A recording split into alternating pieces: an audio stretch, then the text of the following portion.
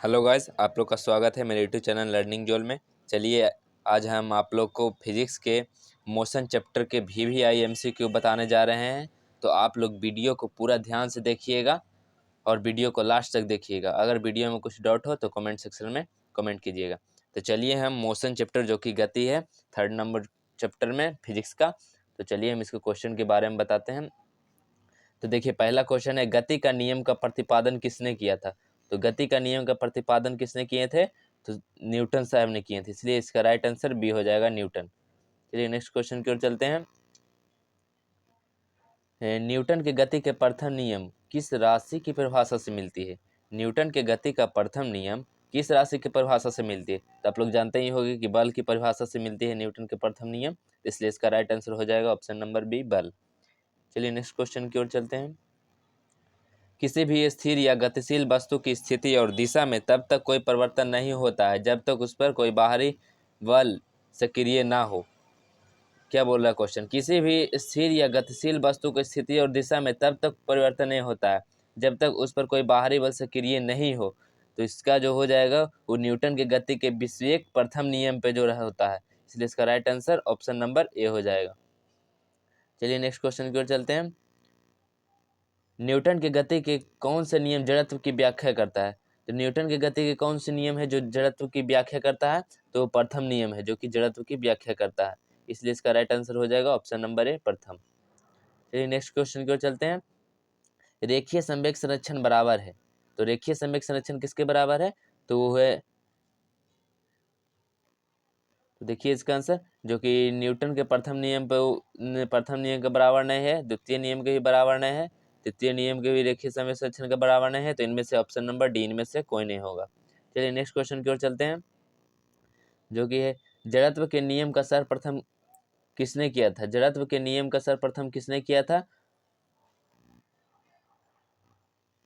तो देखिए इसका क्वेश्चन, जड़त्व का नियम सर्वप्रथम किसने किया था, तो ये गैलीलियो साहब ने किए थे, इसलिए इसका राइट आंसर ए हो जाएगा, गैलीलियो। चलिए नेक्स्ट क्वेश्चन की ओर चलते हैं। नेक्स्ट क्वेश्चन है, एक गतिशील बस में अचानक ब्रेक लगाने से सवारी आगे की ओर झुक जाती है, ये किस नियम का पालन करते हैं। अगर आप लोग बस में बैठे होंगे तो अगर ड्राइवर ब्रेक लगाता है तो आप लोग आगे की ओर झुक जाते हैं, ये किसके कारण झुक जाते हैं, तो न्यूटन के प्रथम नियम के कारण, इसलिए इसका राइट आंसर ए हो जाएगा। चलिए नेक्स्ट क्वेश्चन की ओर चलते हैं हम लोग। किसने कहा कि एक पिंड विराम अवस्था में तब तक रहेगा जब तक कि बाहरी बल पिंड पर कार्य नहीं करता है। किसने कहा था कि पिंड विराम अवस्था में तब तक रहेगा जब तक कि बाहरी बल पिंड नहीं कार्य करेगा, तो ये न्यूटन साहब ने किए थे, इसलिए इसका राइट आंसर डी हो जाएगा, न्यूटन। चलिए नेक्स्ट क्वेश्चन को चलते हैं। एक वस्तु के जड़त्व की प्रत्यक्ष निर्भरता होती है, किसी वस्तु के जड़त्व की प्रत्यक्ष निर्भरता होती है किस पे, तो तो द्रव्यमान पे होती है, इसलिए इसका राइट आंसर ए हो जाएगा, द्रव्यमान। चलिए नेक्स्ट क्वेश्चन की ओर चलते हैं। चलती गाड़ी में बैठे आदमी की ऊर्जा होगी, जो चलते गाड़ी में बैठे आदमी की ऊर्जा होगी तो गतिज एवं स्थिति दोनों होगी, इसलिए इसका राइट आंसर सी हो जाएगा। चलिए नेक्स्ट क्वेश्चन की ओर चलते हैं। किसी वस्तु का आवेग होगा तो जो है बल और समय के बराबर होगा, इसलिए इसका राइट आंसर सी नंबर हो जाएगा, बल और समय। चलिए नेक्स्ट क्वेश्चन की ओर चलते हैं, जो कि है एक पानी से भरी ग्लास के नीचे से कागज को खींचते हैं तो पानी में गति उत्पन्न नहीं होती है, तो इसका जो क्या रीजन है जो गति उत्पन्न नहीं होता है, जो कि इनमें से गति से नियम के कारण नहीं होता है, जड़त्व के कारण नहीं, घर्षण के कारण नहीं, तो इनमें से देखिए ऑप्शन में नहीं है, तो इसका right answer option number D, इनमें से कोई नहीं होगा। चलिए नेक्स्ट क्वेश्चन की ओर चलते हैं। किसी गतिशील पिंड का वेग आधा करने से उसकी गतिज ऊर्जा होती है, जो अगर किसी गतिशील पिंड का वेग हम लोग आधा करेंगे तो उसकी गतिज ऊर्जा हो जाएगी चौथाई, इसलिए इसका राइट आंसर डी हो जाएगा। चलिए नेक्स्ट क्वेश्चन की ओर चलते हैं। नेक्स्ट क्वेश्चन है, किसी पिंड की गति दुगनी कर दी जाए तो पिंड का परिणामी ऊर्जा एवं प्रारंभिक गतिज ऊर्जा का अनुपात होगा। तो क्वेश्चन ध्यान से आप लोग समझिएगा, किसी पिंड की गति दुगनी कर दी जाए तो पिंड की परिणामी ऊर्जा एवं प्रारंभिक गतिज ऊर्जा का अनुपात होगा, तो इसका जो अनुपात होगा 4:1, इसलिए इसका राइट आंसर सी हो जाएगा। चलिए नेक्स्ट क्वेश्चन की ओर चलते हैं, जो कि एक रॉकेट किस सिद्धांत पर कार्य करता है। तो रॉकेट किस सिद्धांत पर कार्य करता है, तो ये जो काम करता है संवेग संरक्षण के सिद्धांत पे, इसलिए इसका right answer option number C हो जाएगा, संवेग संरक्षण। चलिए नेक्स्ट क्वेश्चन की ओर चलते हैं। स्प्रिंग को अपना सामान्य लंबाई पर वापस लौटाने के लिए लगने वाले बल को कहते हैं। अगर स्प्रिंग को हम लोग खींच के रखेंगे फिर उसे छोड़ने पर लंबाई वापस लौटने पर लगने वाले बल को हम लोग क्या कहते हैं? तो इसको हम लोग बोलते हैं प्रत्यानयन बल, इसलिए इसका right answer option number D हो जाएगा। चलिए नेक्स्ट क्वेश्चन की ओर चलते हैं। शून्य में स्वतंत्र रूप से गिरने वाली वस्तुओं को क्या होता है दोस्तों? तो इसका जो राइट आंसर समान त्वरण होता है, इसलिए ऑप्शन नंबर सी इसका सही होगा। चलिए नेक्स्ट क्वेश्चन की ओर चलते हैं। कोई साइकिल सवार किसी मोड़ में घूमता है तो वह अगर कोई साइकिल सवार मोड़ में घूमता है तो वो क्या होता है? ऑप्शन देखिए, बाहर की ओर झुकता है, आगे की ओर झुकता है, नेक्स्ट ऑप्शन है भीतर की ओर झुकता है, या बिल्कुल नहीं झुकता है। तो जो साइकिल पे अगर मोड़ पे मुड़ता है तो वो भीतर की ओर झुकता है, इसलिए इसका राइट आंसर हो जाएगा ऑप्शन नंबर सी। चलिए नेक्स्ट क्वेश्चन की ओर चलते हैं हम लोग। वॉशिंग मशीन की कार्य प्रणाली निम्नलिखित में से किस सिद्धांत पर आधारित है? वॉशिंग मशीन की जो कार्य प्रणाली है वो किस सिद्धांत पर आधारित है? तो वो है अपकेंद्रन पे, इसलिए इसका राइट आंसर ए हो जाएगा, अपकेंद्रन। चलिए नेक्स्ट क्वेश्चन की ओर चलते हैं हम लोग। एक साइकिल चालक जब मोड़ लेता है तब अंदर की तरफ लटकता है, जबकि कार चालक उसी मोड़ पे बाहर को धकेला हुआ महसूस करता है, ये क्या कारण है? तो इसका जो देखिए इसका क्या कारण है? इसका कारण है कि साइकिल सवार और कार चालक दोनों का केंद्रीय बल महसूस करते हैं, इसलिए इसका right answer option number C हो जाएगा। चलिए नेक्स्ट क्वेश्चन की ओर हम लोग चलते हैं। एम द्रव्यमान का एक पिंड भी वेग से एक दीवार से टकराता है और उसी चाल से वापस आता है कि पिंड के संवेग में परिवर्तन है, तो इसका क्या आंसर हो जाएगा? तो इसका आंसर हो जाएगा 2mv, इसलिए इसका राइट ऑप्शन ए नंबर हो जाएगा। चलिए नेक्स्ट क्वेश्चन की ओर चलते हैं।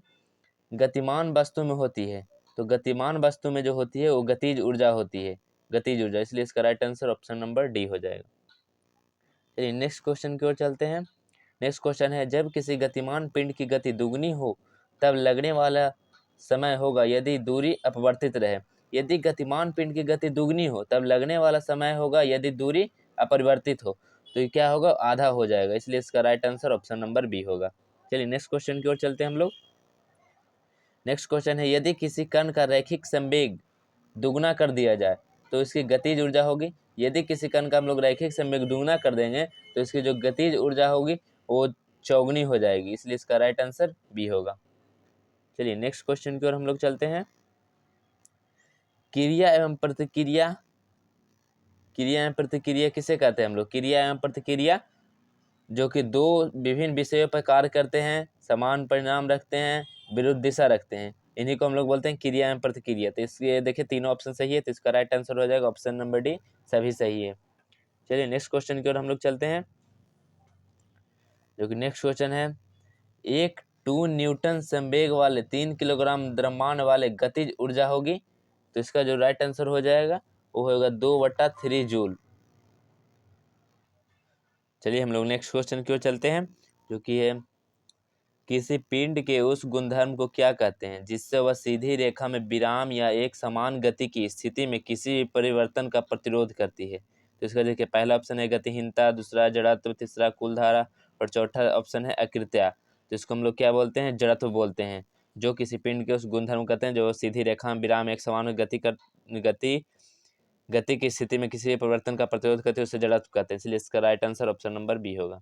चलिए नेक्स्ट क्वेश्चन की ओर चलते हैं हम लोग।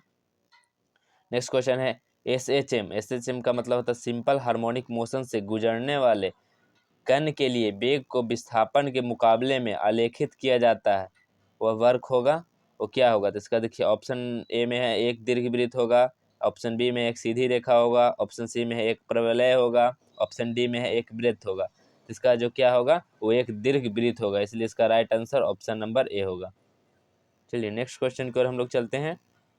नेक्स्ट क्वेश्चन है, एक मछुआरा झील में फंस गया है क्योंकि उसे मोटर बोट के मोटर खराब हो गई है।